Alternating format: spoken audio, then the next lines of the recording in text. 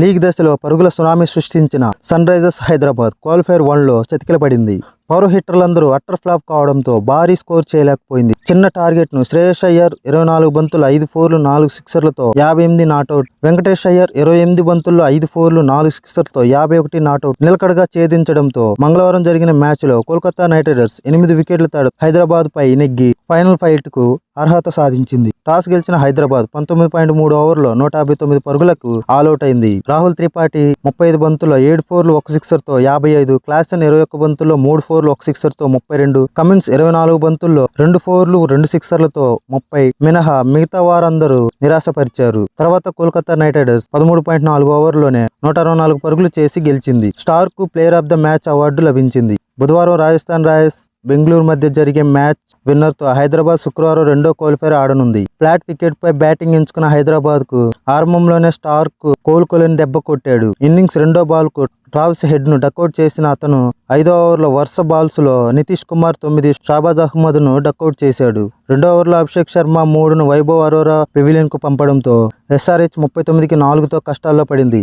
ఈ దశలో Rahul Tripathi Klaasen innings ను ఆదుకున్నారు. వికెట్ కాపాడుకుంటూ సింగిల్స్ తీస్తూ 45-4తో పవర్ ప్లేను ముగించారు. ఫీల్డింగ్ పెరిగిన తర్వాత 8వ ఓవర్లో రాహుల్ 1 6 1 4 బాదాడు. వెంటనే క్లాసెన్ కూడా 1 6 2 4లతో బ్యాట్ జులిపించడంతో మొదటి 10 ఓవర్లో హైదరాబాద్ స్కోరు 92-4కు చేరింది. ఇక ఓకే అనుకుంటున్న టైంలో తొలి ఓవర్ వేసిన నారాయణ్ క్లాసెన్ అవుట్ చేసి 5వ వికెట్ కు 62 పరుగుల భాగస్వామ్యాన్ని ముగించాడు. అబ్దుల్ సమద్ 16తో కలిసి తర్వాత రెండో ఓవర్లో 14 రన్స్ చేసిన రాహుల్ అనూహ్యంగా రన్అట్ అయ్యాడు. ఆ తర్వాత బాల్ కు సన్వీర్ ను డకౌట్ చేశాడు నారాయణ్. 15వ ఓవర్లో సమద్ కూడా వెనుదిరిగాడు. ఈ టైంలో వచ్చిన కమిన్స్ ధనాధన్ బ్యాటింగ్ కు తెరలేపాడు. 16వ ఓవర్లో భువనేశ్వర్ ను వరుణ్ డకౌట్ చేయడంతో స్కోరు 126కు 9గా మారింది. చివరిలో విజయకాంత్ 7 నాట్అవుట్ కు స్ట్రైక్ ఇవ్వకుండా కమిన్స్ 2 ఫోర్లు 2 సిక్సర్లు కొట్టి మరో 3 బాల్స్ మిగిలి ఉండగానే లాస్ట్ వికెట్ గా అవుట్ అయ్యాడు. 10వ వికెట్ కు 33 పరుగులు జత చేయడంతో ఆ మాత్రం టార్గెట్ వచ్చింది. ఛేదనలో కోల్కతాకు ఎలాంటి ఇబ్బంది ఎదురు కాలేదు. ఓపెనర్లు గుర్బాజా 23 4తో ఖాతా తెరిస్తే నారాయణ్ 21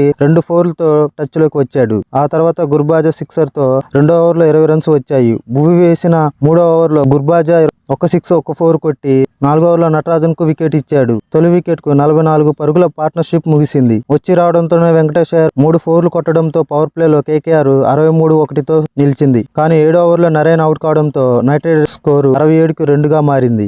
ఈ దశలో శ్రేయస్ అయ్యర్ నిలకడగా ఆడితే వెంకటేష్ అయ్యర్ భారీ హిట్టింగ్ కు దిగాడు. విజయకాంత్, కమిన్స్, నటరాజన్ ను టార్గెట్ చేసి భారీ సిక్సర్లు బాదాడు. అప్పటి వరకు నెమ్మదిగా ఆడిన శ్రేయస్ అయ్యర్ వరుసగా 2 ఫోర్లు 4 సిక్సర్లు దంచాడు. దీంతో 3వ వికెట్ కు కేవలం 44 బంతుల్లోనే 97 పరుగుల భాగస్వామ్యాన్ని నెలకొల్పారు.